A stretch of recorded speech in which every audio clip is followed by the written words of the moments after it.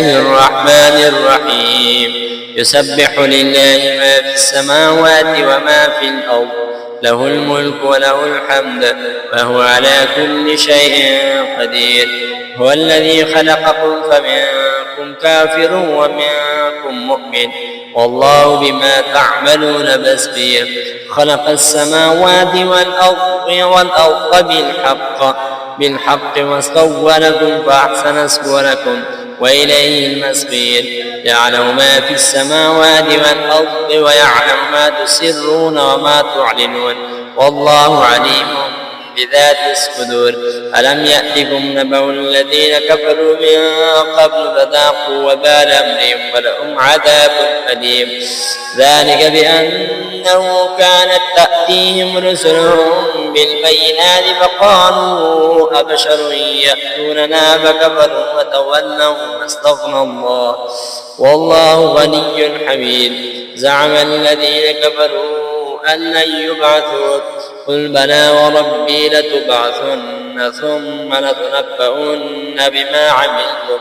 وذلك على الله يسير فآمنوا بالله ورسوله والنور الذي أنزلنا والله بما تعملون خبير يوم يجمعكم يوم الجمع ذلك يوم التغابن ومن يؤمن بالله ويعمل صالحا يكفر عنه سيئاته ويدخله جنات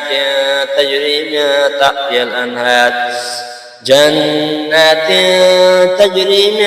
تحتها الأنهار خالدين فيها أبدا ذلك الفوز العظيم والذين كفروا وكذبوا بآياتنا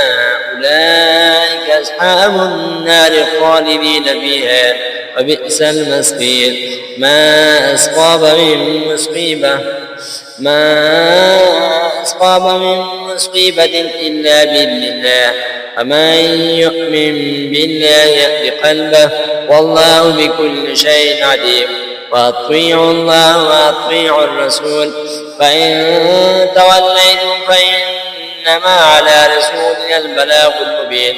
الله لا إله إلا هو وعلى الله فليتوكل المؤمنون يا أيها الذين آمنوا إن من أزواجكم وأولادكم عدوا لكم فاحذروهم وإن تعفوا وتصفحوا وتغفروا فإن الله غفور رحيم إنما أموالكم وأولادكم فتنة والله عنده